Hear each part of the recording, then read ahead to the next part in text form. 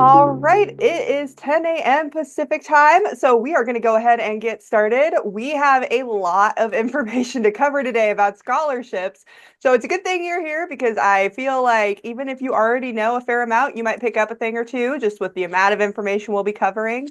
So with that in mind, I'm going to go over just a couple of house rules really quick before I get started.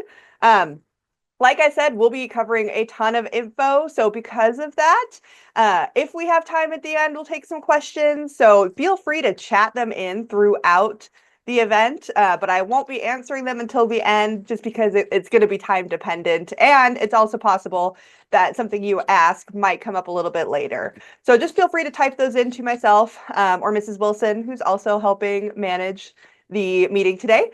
And like I said, if we have time, I'll get to it at the end. And if not, then I encourage you to reach out to your counselor with those questions. And with that in mind, I'm going to go ahead and get started first by just opening with prayer so that we can get our minds centered in the right place before we go on from here. God, thank you so much for bringing us all here today. And just thank you for giving us this opportunity to just learn more about some of these opportunities that are out there, God. Help us to feel enlightened by the knowledge and not overwhelmed, and just remind us that even though there might be a lot that we're learning and picking up on, that you are still there for us, God, and you will still guide our path as we continue to go through these steps. In Jesus' name we pray. Amen. All right, so what are we going to cover today? So I'm going to do a brief welcome and introduction about who I am. I see a lot of students that I work with in here, so some of you already know, but some of you might not. Then we're going to start with what is a scholarship, just basic information for anybody who might be here knowing absolutely nothing. You'll get that to start with. We're going to talk a little bit about where to find them. So how do you do a scholarship search? Where are some options for that? We'll move on from there to talk about how to evaluate scholarships. A big theme that we'll touch on when we get there is that not all scholarships are created equal. You'll run across a bunch of different scholarships in your search. So we'll kind of talk about, how do we decide which ones, we want to pursue versus which ones maybe we don't want to look into so much. After that, we will talk about best practices when applying. There are things that you can do to make the whole process a lot easier for yourself, and that's what we'll cover. And then that kind of ties into staying organized because that's a big part of making it easier for yourself. And then, like I said, if we have time, we'll do Q&A time. If not, I encourage you to reach out to your counselor and just talk to them and get information from them. But we'll get there when we get there.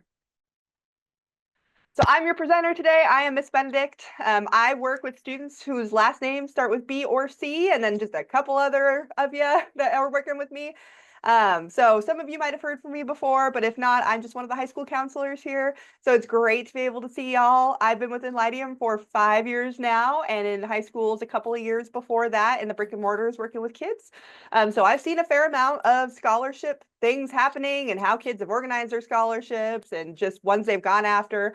So I hope to bring some of that information to y'all today, because I know some of you all have been to brick and mortar schools, or you might have friends who go, so you might get some of that information.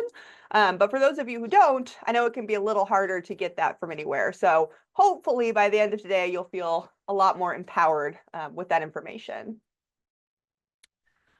So like I said, we're going to be starting with just the first basics. What is a scholarship? For those of you who might be coming here and being like, I don't even know what a scholarship is. I don't know if that applies to any of you, but it does. We're just going to go ahead and start right off the bat here.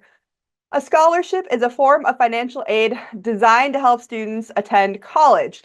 What's important here and what sets scholarships apart from things like loans or other forms of financial aid, some forms of financial aid, is that you don't have to pay a scholarship back.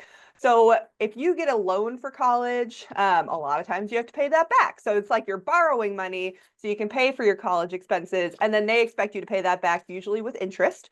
So that's some kinds of money that you can get for college.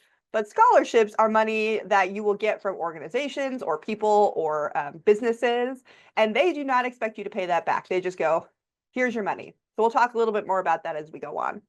There are different kinds of scholarships. Some of you are probably more familiar with some of these than others, but there's actually a lot of different kinds. So we have scholarships that are merit-based. Merit-based is going to be awarded based on academic achievement, a combination of academics and a special talent, or other achievements. So that might be like leader of the school council or something like that, like if you're school council president, or if you were part of a volunteer organization or something like that. There might be some merit-based scholarships in there. And then also the other obvious merit-based scholarship is going to be things like your GPA or your grades or the difficulty level of the classes you took. A lot of colleges will offer something called like the presidential scholarship, or it'll have a name kind of like that. And that is generally offered to students who have above a certain GPA in high school. So as you start looking at schools, I really encourage you to connect with their financial aid departments for things like merit-based scholarships, because a lot of individual schools will have them from school to school, and they will be able to tell you more about like what qualifies, how long it qualifies for, how much it is, all that. Those are the scholarships y'all are probably pretty familiar with, because those tend to be the ones that kids know about when I work with them on scholarships. So that is probably something you've heard of before. The next kind of scholarship is going to be a need-based scholarship. This is the other one that kids are usually pretty familiar with. It's awarded based on financial need. So it's often calculated based on your dependent status. So that means, like, are you living at home? Are your parents still handling some of your bills and things like that? And your household income. So it'll kind of vary from school to school and scholarship to scholarship what qualifies as need-based. So because scholarships can kind of decide whatever they want to set as their terms, you might find that you qualify for need-based scholarship for one institution or scholarship, but then don't for another one. However, if you think you might qualify, I would just encourage you to look for those as well. And then also, again, a lot of colleges will offer those. So just reach out to the financial aid department at colleges you're interested in for those, or for some of those. We also have ones that are demographic specific, and this can mean anything. I think a lot of students get really focused on like your gender or your ethnicity and think that like that's kind of where it ends, but it actually can apply to your religion. It can apply to disabilities. It can apply to military affiliation, and not obviously not your military affiliation necessarily, because most of you probably will not have military affiliation at that point unless you're going right in after high school. But it will also apply to like family members' military affiliation, previous family college attendance. So are you first generation in the States, for example, or are you first generation attending college? There's a lot of awards for your demographics. And even if you think like, oh, I don't have anything quote unquote unique about my demographics or anything like that, you never know, because there's all kinds of offers there. Some of the other ones that pop up are if you were or were ever in foster care or homeless. Those can be big ones that pop up a lot. That would also fall under need-based, but there can be some demographic-specific ones as well. Immigration occupations your parents might be in. So if like dad is a welder, or mom is an electrician or something like that, there might be scholarships for you based on that alone, even if you aren't doing that or aren't in that. Or if they're part of affiliations, they can also have scholarships. So again, we'll talk more about this when we talk about scholarship search, but just don't rule it out, because there's a lot of scholarships offered to a lot of different demographics. And then the last broad kind of scholarship is a field of study or a career-focused scholarship. And those are awarded to students interested in specific careers or field of study. So like STEM, healthcare, arts, business, law, education. Some examples for STEM is that there is a Google scholarship for women in computer science. So if you're a woman and you're going for computer science, there's a scholarship for that. There's also the National Society of Professional Engineers scholarship. So if you're just going for an engineering degree, there's a scholarship for that. And this is honestly pretty common.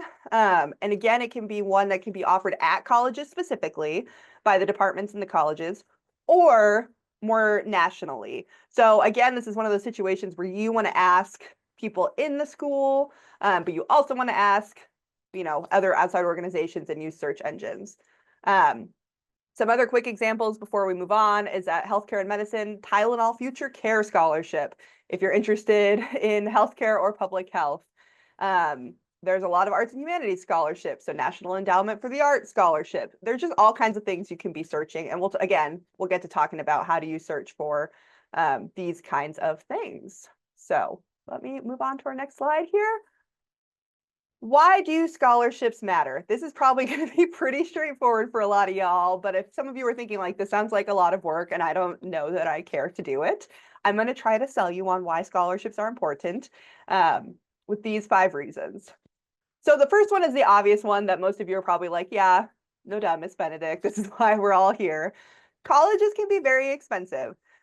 If you get scholarships, that can allow you to graduate with less or no debt, which is always great to leave college with no debt. That's definitely a bonus. Even though investing into your college, if you do have to take on a little debt, is important. If you can leave without it, that's even better. It helps families avoid tapping into any kind of savings or taking out parent loans, which is also great. Even partial scholarships can reduce the need to rely on high interest private loans. So like I mentioned before, loans can come with interest. So it's great to get if you need it, but it's even better if somebody is just giving you the money and you don't have to pay it back and there is no interest on it. That's reason 1. That's the most obvious reason. Excuse me. Reason number 2 is going to be time. If you're getting scholarships and if your college is paid for that way, you can dedicate more time to studying or participating in extracurricular activities or pursuing internships, which might lead to jobs down the line. It can reduce stress and increase your academic success because you won't be trying to balance a job with coursework. Now, a lot of kids can make both work, so I'm not trying to dissuade you from doing that. However, if you don't have to, and this is kind of what you want to focus on, the scholarships can be really helpful for that. The other thing about scholarships that a lot of students do not think about, because we're mostly thinking about like tuition and how do I pay for tuition costs, is that scholarship money can generally be used to help for supplies. Now, there are some scholarships that will say like it has to be used for this specific thing and we will be paying it directly into your tuition or whatever else. So this isn't always true, but there are many scholarships where they will just give you the money and say, here you go. And in that case, you can use that money for things like making sure that you have a laptop, which again, might not be necessary, but might be really helpful. So you don't have to go to the computer lab at night to go type up a paper, or other resources that you can get for classes that you might need that you would otherwise be paying out of pocket for, like textbooks. It reduces reliance on shared computers or borrowing materials, again, which that's all doable, but it's also great if you just have the things that you need. Another great thing about scholarships that a lot of students don't think about is that they can really have a good networking component to them. Not every scholarship, but some of them will sponsor or provide a mentorship component as part of the scholarship, or maybe give you the opportunity to do some job shadowing or meet with the person providing the scholarship.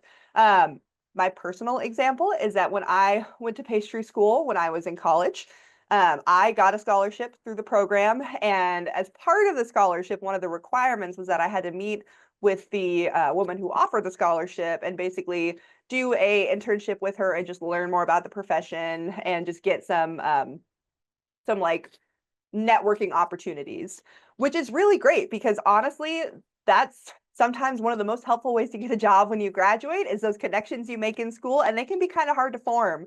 So another benefit of the scholarships that give you that opportunity is that they're essentially saying like, here's some people who are in your field who you can, meet and find out more information from. Like point 2 says, you can network with other scholarship recipients, donors, or professionals, and that can lead to valuable connections down the road. Last thing is that if none of these other things apply to you, if you're looking at them and you're like, I don't care about any of that, maybe you have college already all covered. Maybe you have a laptop. Maybe you're like, I wasn't going to work in college anyway. I already know what I'm doing when I graduate, all of that. It still looks good on your resume. So if a big issue that students will run into when you first start working on your resume and getting it out there is that you'll be like, well, I've never had really any job before, or maybe my job experience has been really limited. But on your resume, you can put things like awards earned, and you can indicate that you've won these scholarships. It demonstrates that you were hardworking, dedicated, and capable of meeting competitive criteria because you won the scholarship, and they can look it up and just see what it's about and all that. And it shows employers or admissions committees, if your college asks for a resume, which some do, that you have been proactive in securing funding for your education. So like if nothing else applies to you, y'all will probably do a resume at some point. And so that could be a really helpful thing to just keep in mind. Or if these other things apply to you and you weren't thinking about your resume, just know this is something you can put on your resume. There are a lot of other reasons to pursue scholarships as well, but these are the big five. And generally, at least one of these five should apply to you. So if you're on the fence about why, that's why. I'm going to go over some quick examples because I think it's really hard when we talk about scholarships to kind of mentally grasp what that looks like always. I know for some kids that I've worked with, it's been very like, well, I want a full ride, but a lot of scholarships don't offer a full ride, so should I even bother? So I really wanted to give an example of like why you should bother and how the money can add up pretty quickly. So this is an example of a student who applied for scholarships, not one of our students, but just like a general student who applied for scholarships. And you can see this list of scholarships kind of covers a bunch of different categories that we talked about. So we've got the Taco Bell Live Más Scholarship. We've also got a Taco Bell Employee Scholarship. So that's something I'll be talking about. But sometimes if you work for a big employer, they might have scholarships. So that's something to keep in mind. And then we've got some down the line that are about like the type of career going into and things like that. So obviously this first example, they earned a fair amount of money. You might not think, well, none of these might look like a full ride. I mean, 120,000 probably does look like a full ride, but none of them say full ride. However, you can see how like these amounts add up. Like this is a fair amount of scholarship money to get. So even if you don't get one that is just a full ride, you're still getting money towards college and every little bit helps. And you can see that in this next example. This person only got 2 scholarships, but they got $3,500 that they don't have to spend themselves now. So that could cover tuition, part of tuition, that could cover books. I mean, like, again, if they didn't get these scholarships, that's money that they would be paying one way or the other. So just kind of think about it that way. I think sometimes students, in my experience, get so focused on wanting to have all of it paid for that we can dismiss some of these smaller ones, and we don't want to do that. There's an example down here about some other benefits of the scholarship. So like the Seeds of Fortune scholarship and organization membership required a group interview with other applicants. My experience within the organization continued to introduce me to diverse individuals in which I was able to complete insightful projects, inspiring greater professional pursuits. And as a first generation student, I was enlightened on endless possibilities. So they talk a little bit about how like this gave them the opportunity to work with other people and just kind of get insight into the profession and probably some networking too that they wouldn't have gotten otherwise. And this is this person up here. So even though you might be like, well, they didn't earn as much, they have all these other opportunities. And that is just really crucial to think about because there are all kinds of opportunities for networking in college, but you know, this is a great one as well. So now that we've covered all of the like, what is a scholarship? Why should I care? Should I be applying for scholarships? Which is yes. We're going to move on to tools for scholarships.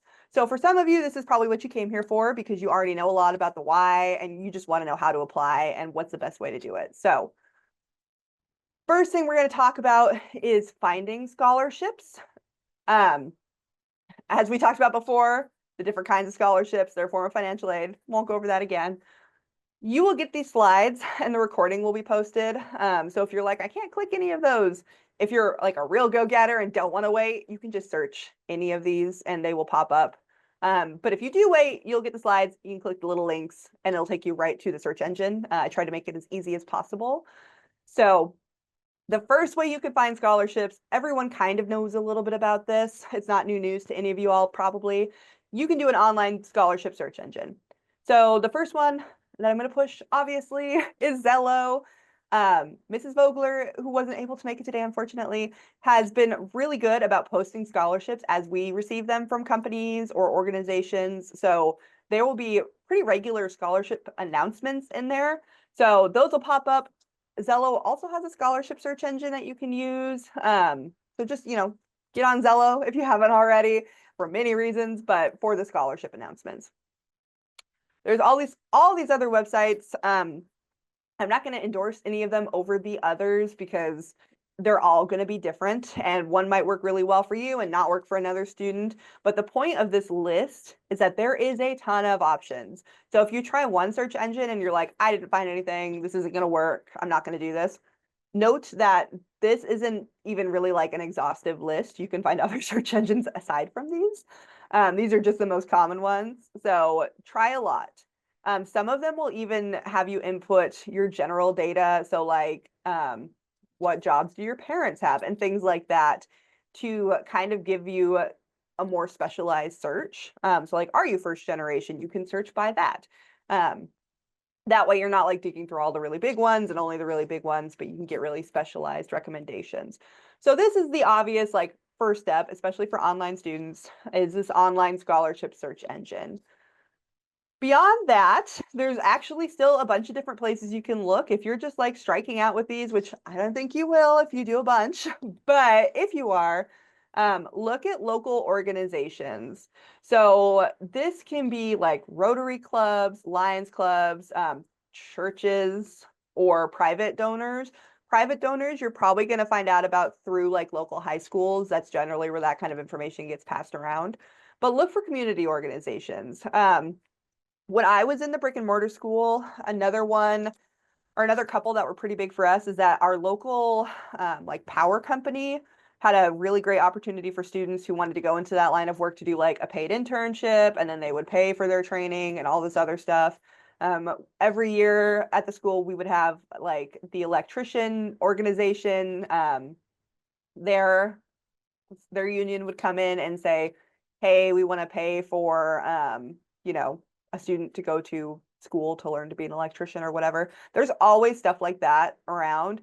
And a lot of times what happens is that students won't be looking for it in brick and mortars because they just won't necessarily know like, oh, there's things locally happening. And the other thing that happens is that because they're local, you probably won't have as much competition as with some of the national scholarships. So always go ask. Again, if you're not sure where to start, or if you don't know if you have those clubs in your local area, just go to a local high school and they should have a college and career counselor who should be able to give you some of that info. Or you can email them as well if you can't physically get there. Other places are going to be professional associations and employers. So going back to a couple slides ago, remember how we saw that list of examples and one of them was just like a Taco Bell employee scholarship? A lot of bigger companies do offer scholarship opportunities to students who work for them. So that's going to be like McDonald's, Taco Bell. I know I saw other examples and I'm just completely blanking now. But essentially, if you have a part-time job right now as a student, check to see if your employer has scholarships because you never know. There's also organizations that will have scholarships, especially if you're interested in going into that field, kind of like how I just talked about the electrician union that came in. There's also like American Medical Association will often have scholarships for kids who are interested in going into medical careers. Just kind of like dig that way if you can and see if any of them offer scholarships. And then lastly, checking with your school counselor. So this can be online and it can be local. Check in online with your school counselor, with one of us. We can kind of help you figure out like, where have you been looking? What are you looking for? And sort of narrow things down for you or give you some extra input. But try to do a little searching or at least know what you want before you reach out to your counselor. That way we're like providing you with the best information and not just telling you things like, oh, have you tried these search engines yet?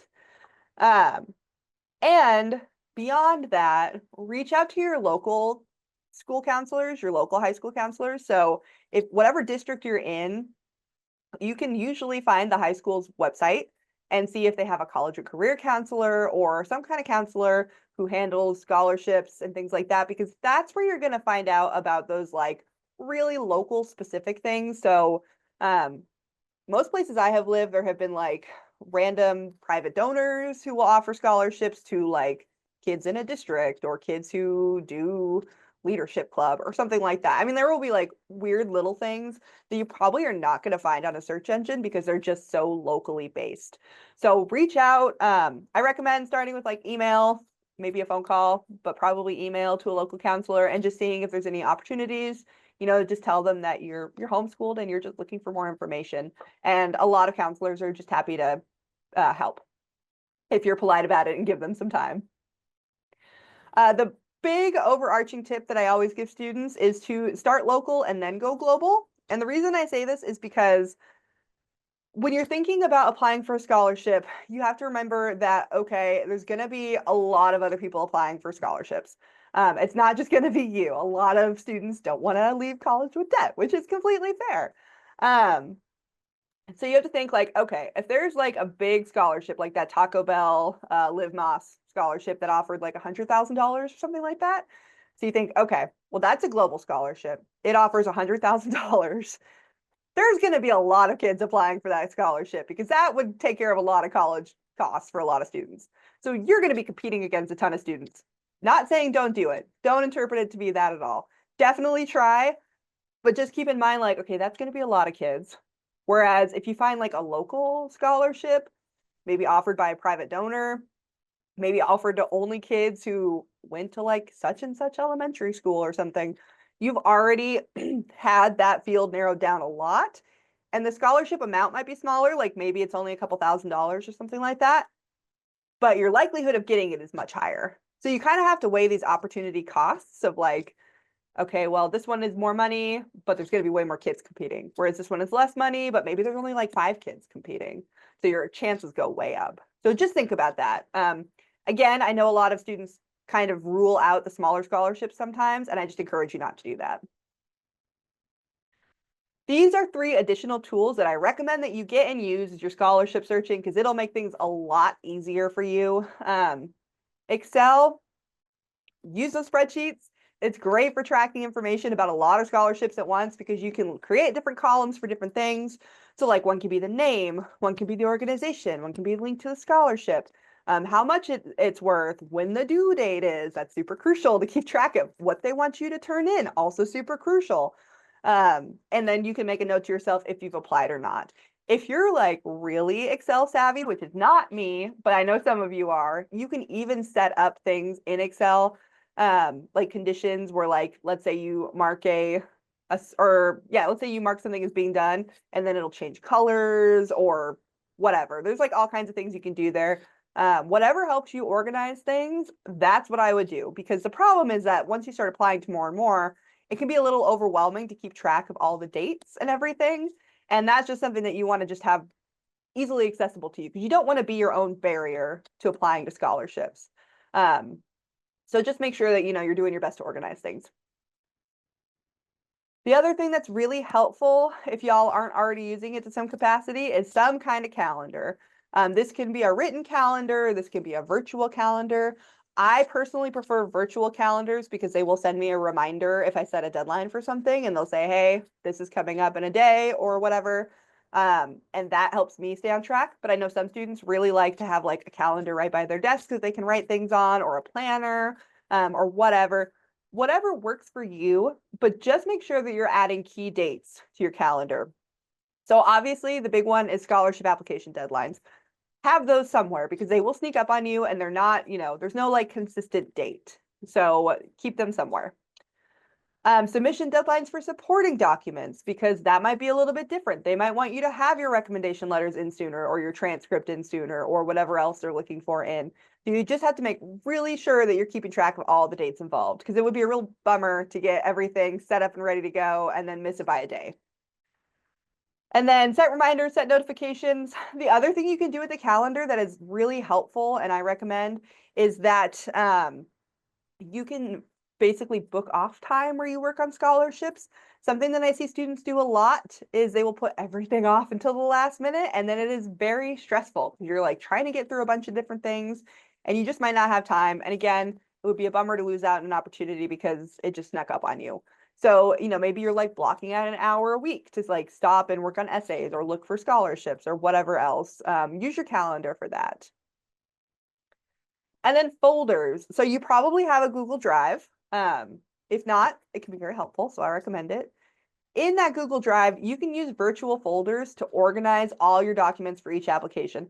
How you set that up It's up to you. You could set it up by scholarship. So you could have like a folder for this scholarship and put all the docs in that, a folder for this other scholarship, put all those docs in there. Or you could divide it up by like the kind of document. So if you're like, this is the folder with all my reference letters. This is the folder with all of my other information, whatever they ask you for, essays, things like that. However it works for you to stay organized, but organize it. Because what'll happen, especially if you start applying for a lot of scholarships and you aren't sorting things, is you will just have like file folders of just random documents.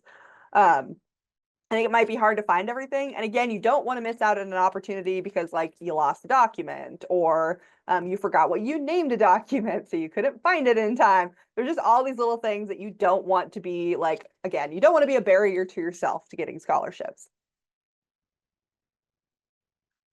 So now we're going to talk about evaluating scholarships. So we talked about how to look for them. You can go back, use the search engine, start reaching out to people. But now we're going to talk about evaluating. Because like I mentioned up front, not every scholarship is created equal. Unfortunately, there are scams out there. So we just want to be really mindful as we're searching that we're using our brains and not, falling prey to any of these scholarship scams that might be out there. And there are some really good tips that we can use to keep that in mind. So, not all scholarships are created equal, even if they are all legitimate, because they all have different eligibility requirements and deadlines. So remember how we talked about like the different kinds of scholarships up front, how some are like demographic based, some are need based, some are merit based, all that. So often scholarships are going to have eligibility criteria. So that could be GPA, test scores, demographic factors, major financial aid, on and on and on and on and on. Check before you get too invested that you fit all of the eligibility requirements. They will have them listed. Go through, read very carefully, check that you have every single one. There is nothing worse than not reading thoroughly, getting all of that information together, doing the essay, and then finding out you don't qualify because maybe you didn't take the ACT or something like that, or your score was too low. This is why you have to be really thorough up front when you're searching, because you just want to save yourself time later on. It feels awful to have written a whole essay and then discover that they're like, oh, you're too old or you're too young for the scholarship. So make sure that you are meeting all the eligibility requirements. Also, I've already mentioned this a bunch and I will continue to mention it throughout this rest of this presentation. Make sure you're meeting the deadlines. Make sure the deadline has not already passed, because again, going to be a bummer if you start working on a scholarship and find out that like half the deadlines for it are done and you actually can't even get it. Deadlines vary significantly. And then honestly, this is not going to be a situation almost 99% of the time where you can email them and go like, oh, I forgot about the date. Can I get another day? They're going to say no. They're going to say there's so many kids applying. No. So this is a really good time to remember that deadlines are crucial. You probably are not going to get any leniency on them. You can always ask, but just bear in mind that the answer is probably going to be no, especially for big scholarships. Like if they have a ton of kids applying, not meeting application deadlines kind of weeds you out like right away. So that's why that's really crucial. Some scholarships additionally will have a priority deadline. So what does that mean? Priority deadline is an earlier deadline to get things turned in for the scholarship, and that could potentially give you a better chance. Doesn't guarantee anything. It doesn't necessarily mean that like, you're for sure going to get it if you do the priority deadline. However, it does look good to get things turned in early. It shows that you were looking at deadlines. It shows that you were on the ball and you got everything turned in. So just keep that in mind. Do with it what you will. Again, priority deadlines aren't the official final deadlines, but just keep that in mind. Again, like we talked about, use the calendar, use your spreadsheet. I personally recommend that when you look at a deadline, you submit 2 days earlier than that deadline at a minimum, if you can. The reason I say this is because so many scholarships are online now, or even worse, sometimes they will have you mail things in. And some scholarships are very good that if your postmark day matches before the due date, they'll count it, but it's just, y'all have mailed things before maybe. So, that things can get lost. But mail can get lost. You can have computer issues. An email might not go through. if you wait until the very last minute to turn things in and then something glitches and you can't turn your essay in or you can't turn your application in, that's so much wasted time. So don't put it off until the last minute because you are going to feel so sad if you have it all done and then you're disqualified because like tech fails you or the postman loses your letter or whatever else. So when you can submit early, submit early. In fact, sometimes it's even better just to put in your notes that the deadline is 2 days early or something like that. Figure out what works for you, but aim to submit early. Let's see. If you're unsure about eligibility requirements at any point in time, you can reach out to the scholarship organization. They are almost always more than happy to clear it up for you. So like, let's say you're reading through the eligibility requirements and you get to something and you're just not sure about it, just email them and ask. Just say, hey, I'm not sure what this means. Can you clarify further? All right, so moving on to value of the reward, the award. My goodness, what a Wednesday. Value of the award versus the effort that it will take you to do it. And in this, we're going to talk a little bit about renewals as well, which is a concept y'all might not be familiar with. So when you are searching scholarships, a very important thing to consider is whether the scholarship is worth the time and effort. I know I have impressed upon you that smaller scholarships can be worth it too, which I still stand by. However, if you're looking at, say, like a $500 scholarship and it requires 5 essays, 3 letters of recommendation, and an in-person interview, you have to decide for yourself if that's going to be worth your time there. Some kids might be like, yeah, that's perfect. I don't mind doing that. Maybe I already have some of the stuff done. Awesome. Go for it. But for some of you, you might be looking at that and going like, okay, but there's a $5,000 award scholarship that has similar recommendations or expectations, and maybe like a couple more kids competing, but the value is far greater there.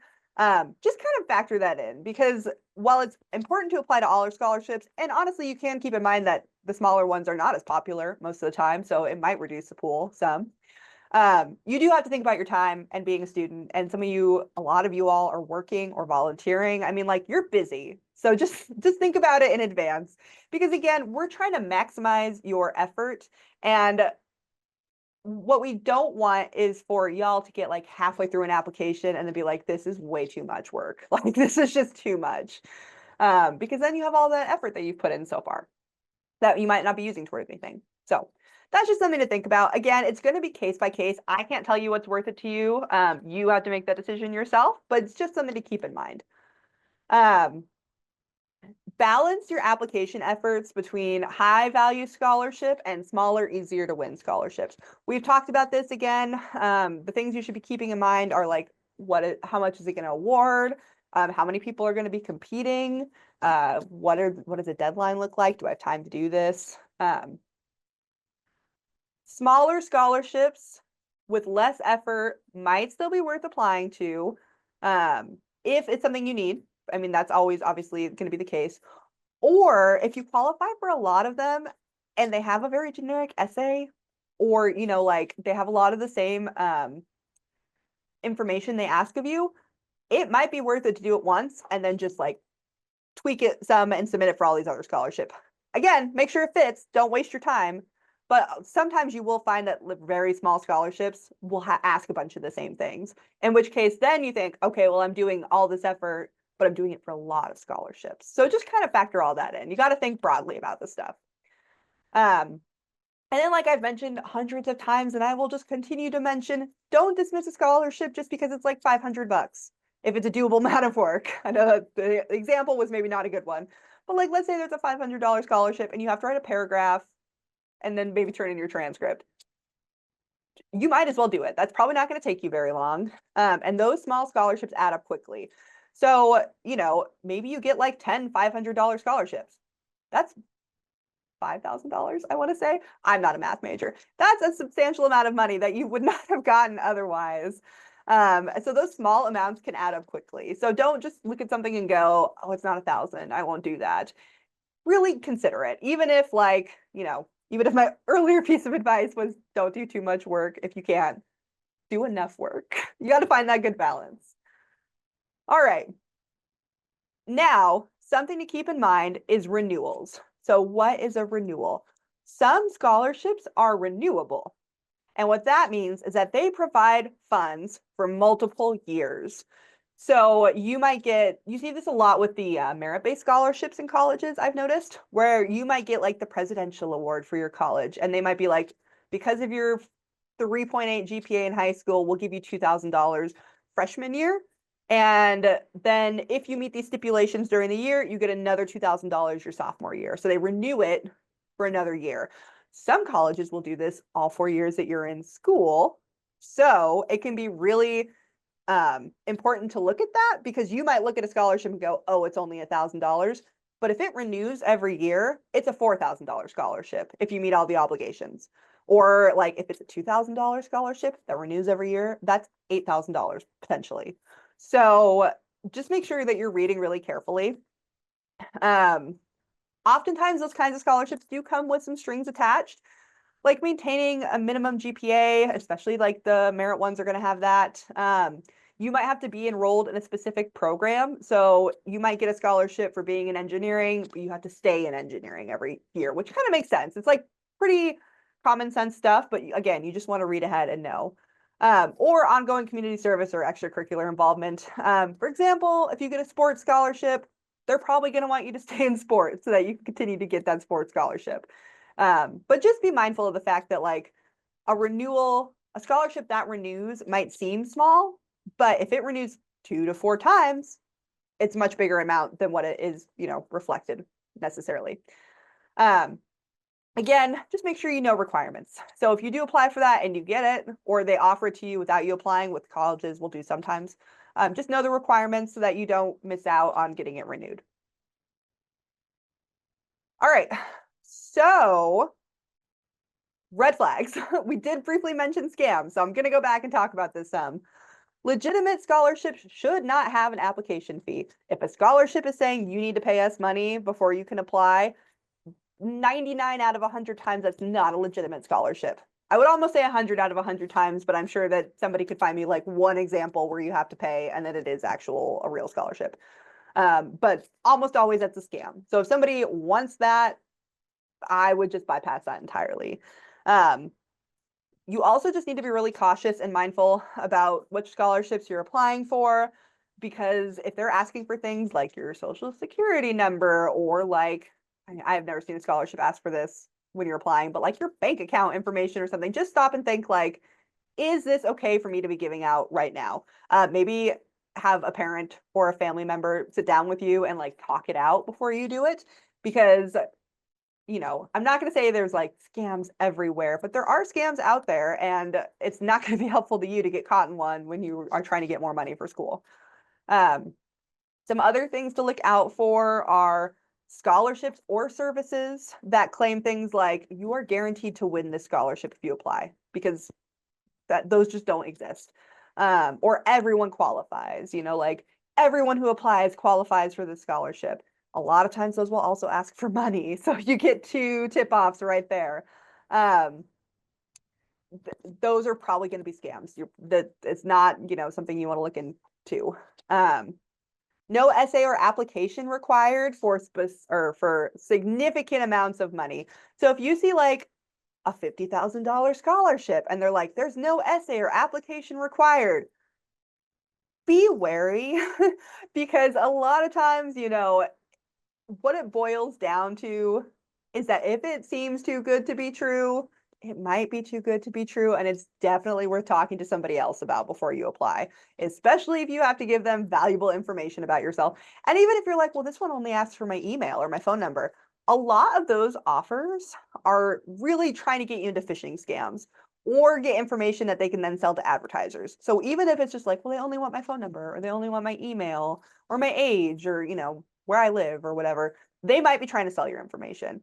So just be mindful of the fact that like if something seems really, really good and you're like, I can't believe nobody has seen this yet, talk it out with somebody else. Get somebody else involved and just say, does this seem legitimate?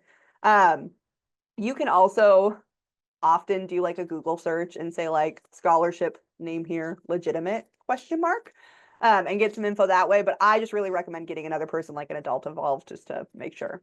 So That's really crucial. Again, I'm not saying you're going to run into this all the time, but there are people out there who are, not looking for your best interests and know that, a lot of students just really, really, really, really don't want to pay for college, which is fair, and they might take advantage of that. So just be mindful. Um, use the trusted, verified scholarship databases to do your searching. But even then, take those with a grain of salt sometimes too. And again, abide by that rule that if it seems too good to be true, it is definitely worth talking over with someone. All right, so now we're going to talk about application tips. I told you this would go long, y'all, but it's good information. So strong applications. So you searched for your college, or you searched for your scholarships, you've got your list. What makes a strong application? Like, this is the important part, right? Like, you've got all the things you're applying to, you got to start thinking about this. Essays. Most scholarships are going to ask for essays. They usually, the reason that they have them is that the people who are offering the money want to make sure that the people they give it to align with their mission and purpose. So for example, a scholarship that's focused on community service wants to make sure that you are into community service, or a STEM focused scholarship really wants to see that you know about technical skills or have a passion for technical skills. And the best way to do that is through essays, which I know we all hate. Nobody wants to write these long essays, but honestly, like, an essay is going to tell them more about you than like just some random information is going to tell them. So how do we write a good essay? What does that look like? Number one, we've said this before, we're saying it again. Read that scholarship description carefully. Note key themes. So if you see them mention leadership like 5 times, your brain should be going like, okay, they are very interested in leadership.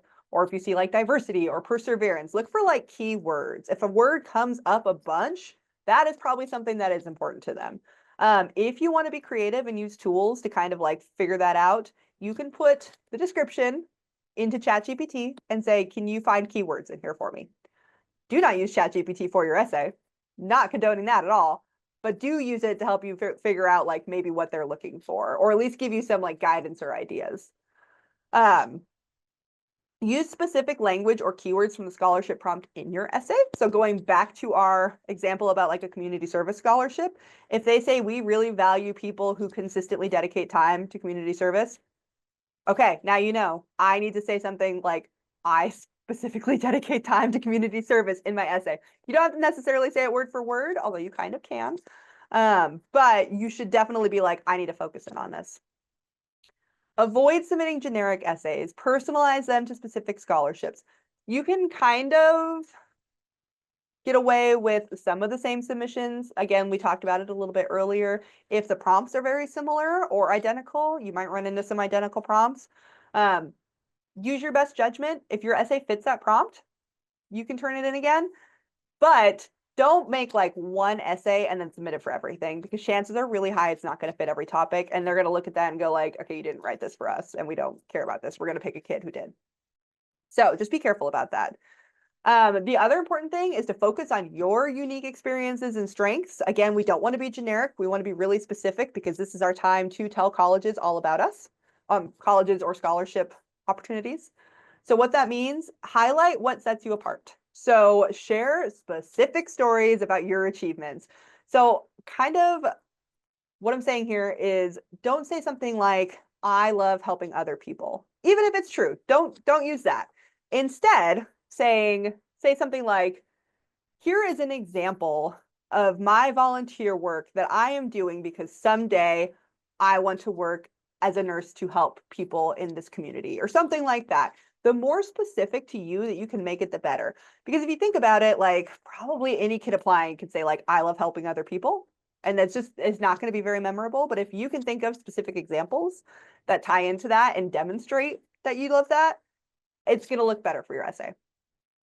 Use storytelling to make your essay engaging. That's kind of what these essays are most of the time, unless it specifies otherwise, obviously. But share challenges you've overcome, a project you led, passion you pursued. Be like, express it like, professionally, but personally as well. So you want to sound like conversational, but in a professional way. That can be kind of hard to do. So I really recommend having like someone, an adult, read your essay and just kind of give you feedback. Because it's a hard tone to find, but you kind of got to walk that line between like personal and professional. Show growth or lessons learned. scholarships love when you self-reflect and you bring up like experiences you had, but then you go the step beyond that and say like, this is what I learned from that. So, never just leave it as like, I did X, I did Y, I did Z.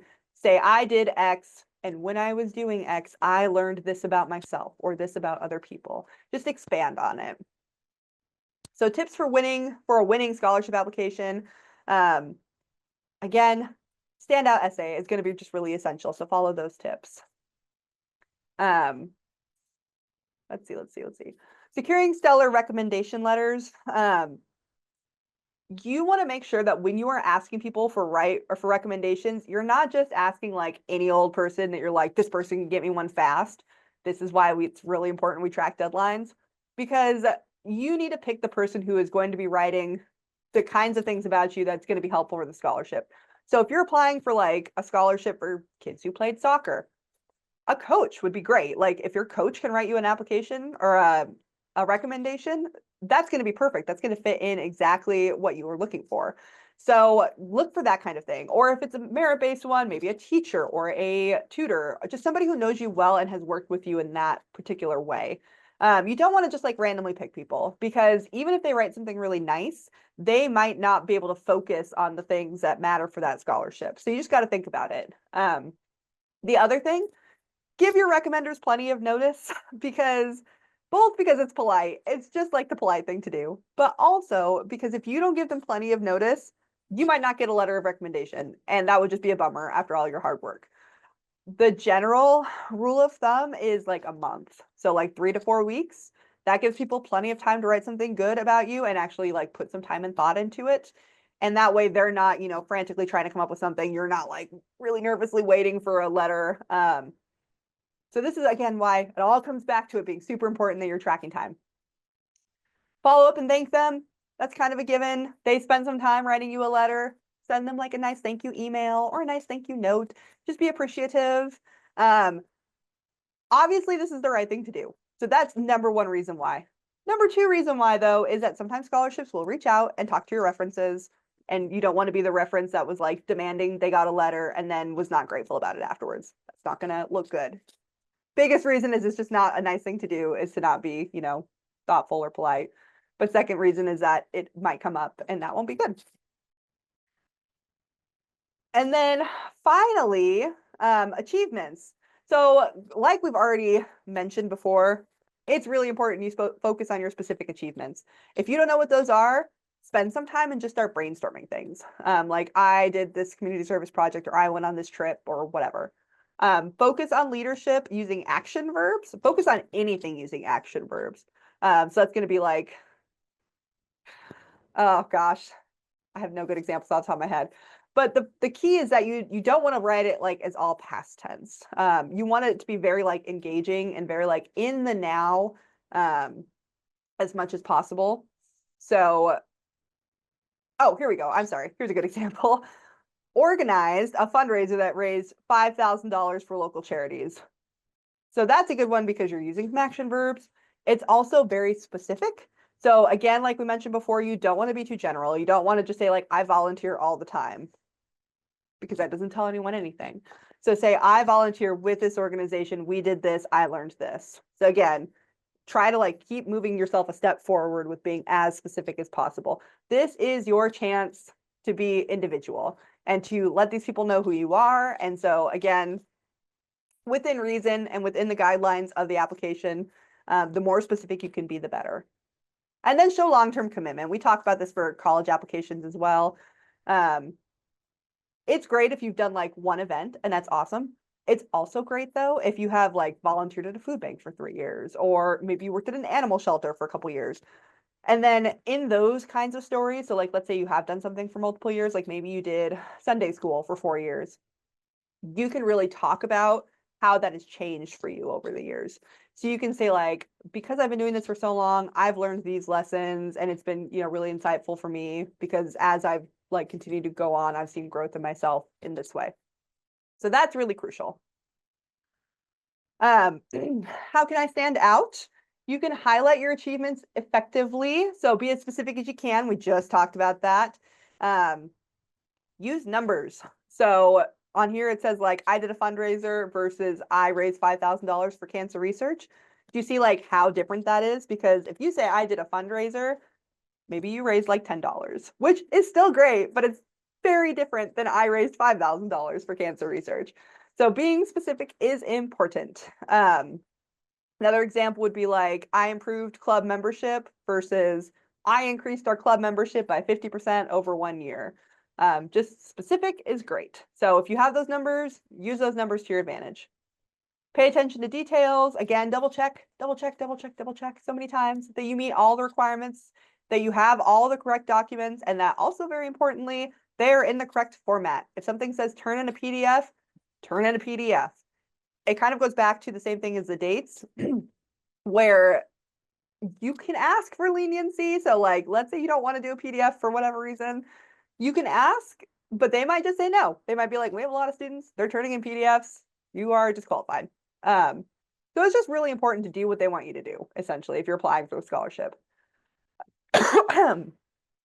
If there's word counts or page limits, follow them. Again, you can ask for leniency, but if it's a competitive scholarship, they're probably just going to say no. Even if it's not a competitive scholarship, they might say no. So this is why it's so important to keep this all in mind. Proofread, have someone else proofread. Don't turn anything that's messy or sloppy if you can help it. Don't just rely on spell check tools. Oh my gosh, the amount of times that spell check will like replace a word with a word that you spelled but isn't the right word, or whatever. I'm sure you've all done it, but you don't want to do it on a scholarship application. So proofread, proofread, proofread. Don't just rely on spell check tools. Complete the application. That's another big one. If you only turn in like 4/5 of the application, you're probably not even going to get considered. They're probably going to look for kids who have turned in complete applications. So again, keep all that in mind. And that's why it's important to weigh the pros and cons of the amount versus the time it's going to take you, because it's a waste of your time to turn in a partial application.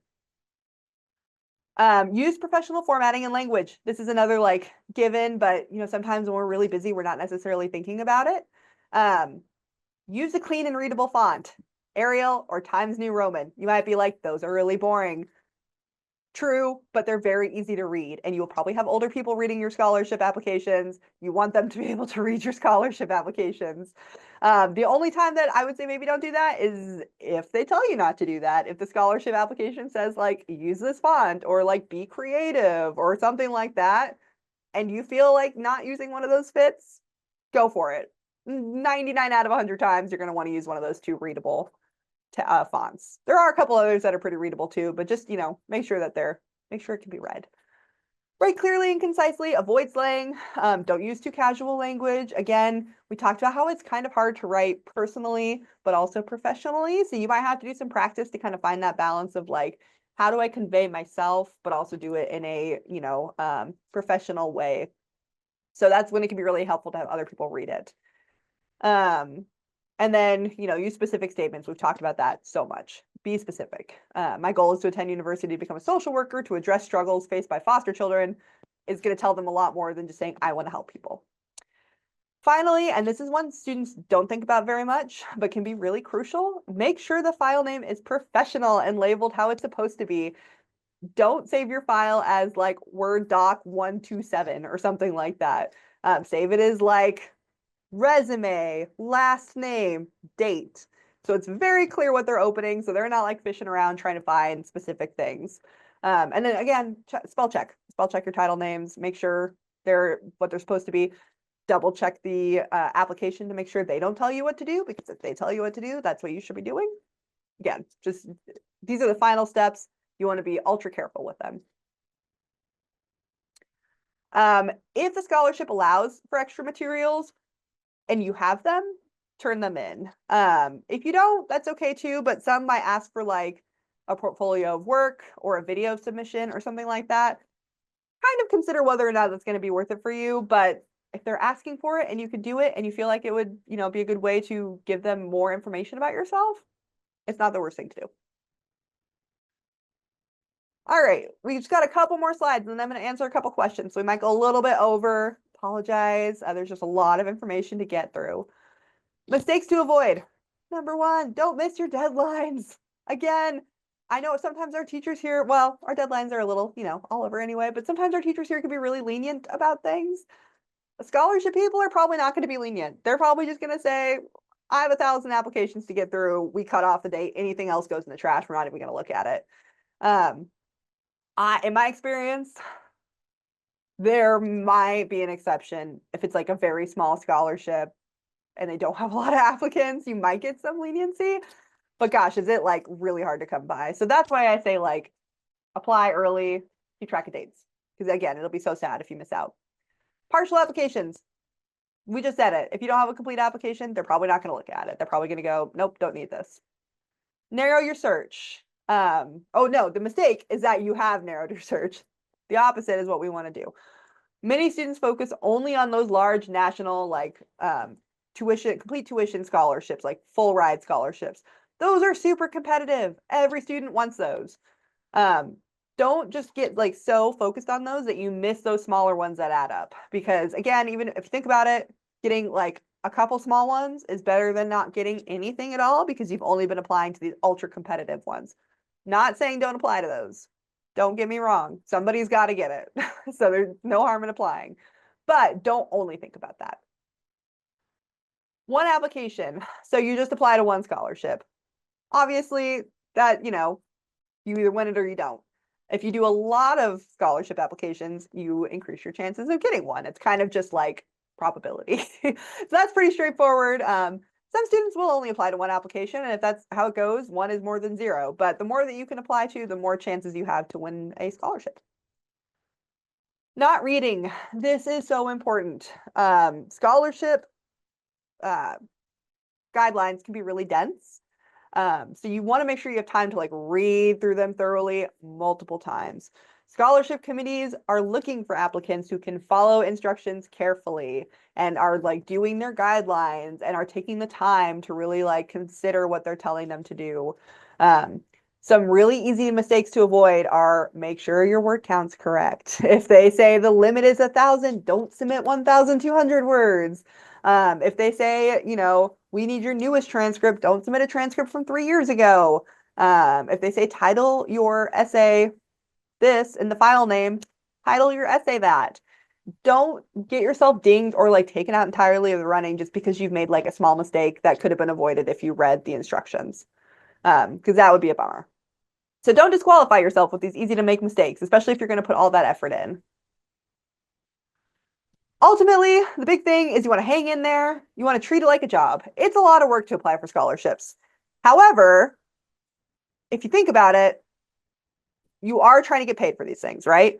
So you do need to allocate dedicated time to work on them. Think long term about hopefully how the time you're putting in now is going to offset some of your costs for later. So just keep that in mind. I do run into students who think that like, oh, if I just do like an hour of work once, I will have applied for enough scholarships and be fine. Maybe. Chances are it's going to take you a little longer. So just kind of keep that in mind, that it is a time-consuming process, much like applying to college. Persevere. Rejections are normal, especially if you're applying for those big ones. There's like hundreds of thousands of kids applying for some of those big ones. One kid is going to get it sometimes, maybe like 10. It's not going to be a ton necessarily. Even the most qualified applicants don't win every scholarship. They might just be somebody who had like one little thing that was better, or who even knows? Maybe they like their essay a little bit more. The key is to learn from those experiences and keep applying. Don't take it personally.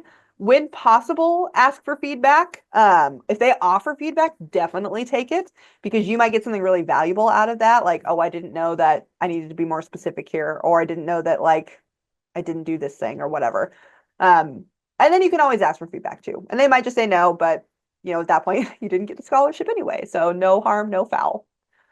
And then celebrate wins. And by wins, I mean winning the scholarship, obviously celebrate that. But even if you just turn in an application, like that's a lot of work. Celebrate that you did it. Take a walk, reward yourself with like a brain break or something, whatever works. Just celebrate that. If you do get a scholarship, let your counselor know, let Mrs. Vogler know. Her email is on here. If you want us to publish it in our monthly newsletters, because we like to celebrate with you all when that happens, because it is very exciting. Even if you're like, oh, it's just a small scholarship, we're still really excited about it. So let us know. There's also some additional resources, and this will actually answer some of the questions that I've been seeing pop up. So I'll include those answers as I go in here. Start now. Scholarship opportunities are time sensitive, and starting early increases your likelihood of getting things done before the deadline. So I saw a question that said, as a junior, should I start looking or applying to scholarships or applying to colleges? As a junior, you probably don't need to start applying to colleges, but for scholarships, there are some scholarships that juniors can apply to, and there's no reason not to. If you fit, you fit. Apply for it. But even if like you can't find many of those, even if you're a freshman, even if you're a sophomore, start looking for for scholarships now, because you can start documenting them. And a lot of times scholarships will be offered year to year. So even if you're like, oh, I'm not a senior, so I can't qualify for this right now, they might offer it again next year. And a lot of them they will, honestly. Most of them are yearly. So make note of it now. And then the benefit of looking earlier as like a freshman, sophomore, junior is that then you know the deadlines. So you're not a senior like looking like, oh, which you can still do if you're a senior. But just think about how much time you'll save if you start early and you know what deadlines are coming up. Again, start those spreadsheets. Organize, make a plan.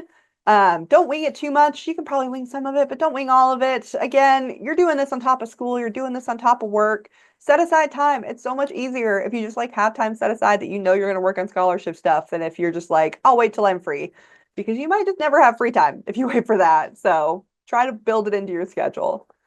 Seek feedback. Get a second or third opinion to kind of help you refine your materials, catch errors, and ensure you're presenting yourself well. You never know if somebody's going to look at your stuff and go, oh, you didn't mention this thing.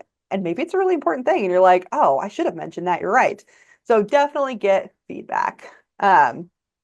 With that, I'm going to move on to the Q&A. Like I said, I know we're late, so I'm going to try to get through these questions. And if I don't answer your question, just send it to your counselor.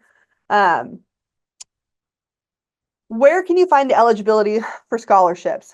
It's almost always going to be on the scholarship itself. So like when you search scholarships, you'll see a description of what the scholarship is, the title of the scholarship, and then generally speaking, they will list off a list of eligibility. So they'll say like must be 16, must be a US resident, must come from this state or whatever. So read through that. They might direct you to another website or something. You can do that as well, but it should be pretty clear. And again, like I mentioned before, if you're reading and you still don't know for sure, like something is confusing to you, just email them. Just say, I'm not sure about this. Kind of like in Ignitia, it's really helpful if you can give a specific example. Say like, I'm not sure what you mean about resident of California or something like that. I mean, you probably know what they mean by that, but anything like that, if you can like copy paste the part you're not clear on, you're likely to get an answer faster.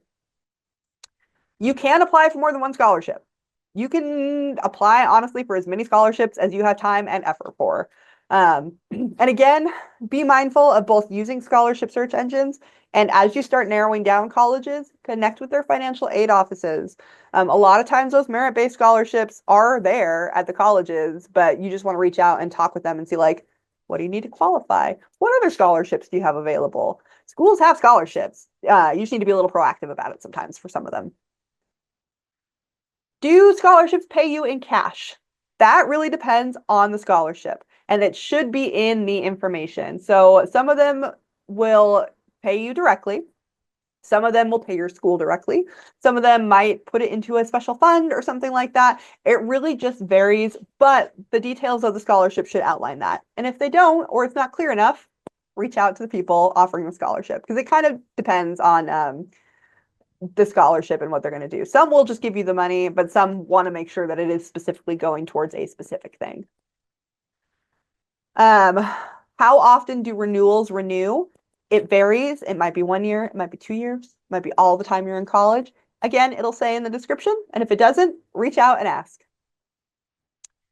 What personal information will legitimate scholarships need from you? It's going to vary. But if there's any information at any point in time that you're uncomfortable with, that's when I would get in an adult involved in the situation, just so they can double check and say like, oh no, that's reasonable. Or they can say, oh, that's kind of iffy. Let's not do that.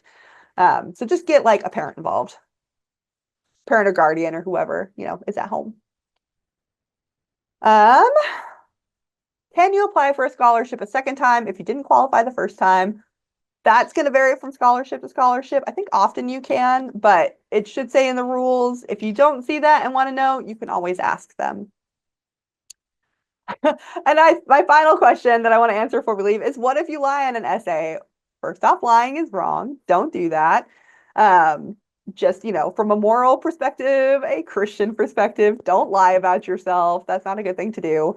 But also, honestly, like that kind of stuff comes out, and that is not going to look good for your application. Um, so aside from all of the moral implications, just be honest about yourself. They'll find out. And you don't want to waste your time. So, and you don't want to waste their time. Oh, we have one more question. If I haven't participated in any organizations like charities or done much volunteer work, how would that affect my chance of getting a scholarship? It's really going to depend on the scholarship. So if you're applying for a scholarship that is all about community service, it's probably going to have a pretty big impact. They're probably going to want someone who's done like X number of hours or like is very active, or even if they don't specify, probably they're going to be looking for somebody who's done a lot of that, right? Because it's a community service scholarship. Again, not saying don't apply. Not going to say that, but do say like keep that in mind.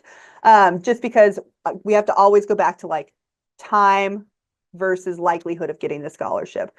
You don't want to put 10 hours into a scholarship that you have like a very small percent chance of getting. Now, with that being said, what if you're like, well, I don't volunteer much, but I have like a 4.5 GPA? Look for merit-based scholarships, because that's going to be probably the field that is going to work better for you. Think about things that do apply to you. I'm not recommending you only use the search engine, but I know that the big future search engine will let you put in demographic details. And not in the way where you're like, I need to be worried about protecting my information, but in a way where you can say things like, I have a 4.5 GPA. I am a first generation or will be a first generation college student. I am an immigrant, or my dad is a welder. Again, whatever those kinds of things, it will let you put those in, and then it will narrow that search result down by scholarships that apply to those fields.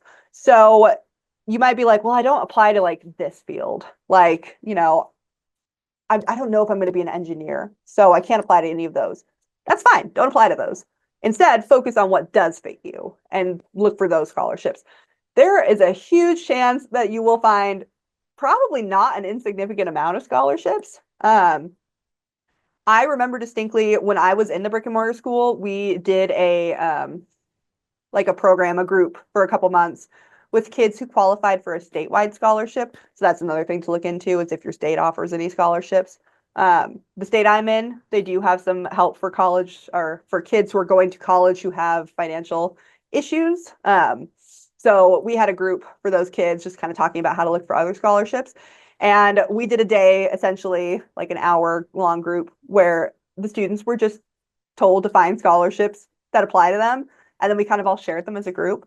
And the scholarships these students were finding, one of them found one that was like, write a creative essay about how you would survive the zombie apocalypse. There was no other requirements. You didn't have to like fit any demographics or anything. Like, you didn't even have to, I mean, didn't even say you had to be going to college. Presumably they want you to, but it wasn't on there. They just had to write an essay about like how they would survive a zombie apocalypse. And essentially they were like, the most creative essay will win money. I mean, there's scholarships like that out there. People can offer scholarship money basically for whatever they want to, because, there's private scholarships and then like school scholarships. So again, we want to be mindful that we're not falling for scams, but just because a topic is goofy doesn't necessarily mean it's a scam. So even if you're like, I don't fit any of these criteria, like I don't have a very high GPA, I haven't done a lot of volunteer work, maybe you're really good at writing about the zombie apocalypse or something like that. And so there might be a scholarship out there for you. So just keep that in mind. Don't feel discouraged. Again, if you're like, oh, none of this applies to me, there probably is something that applies to you. If anything, y'all should feel encouraged, because even if nothing applied to you, there's probably something out there for you. So I think that's the end of the questions. If you have any more, email them to your counselor. Thank you so much for staying late. I know that was a lot of information to process. Slides will be going out, or recording will be going out on our YouTube channel in the next couple of days. So if you're like, oh, I really need to watch that section again, you'll have access to it. I hope that was helpful, and I hope you all have a great rest of your week, and happy holidays.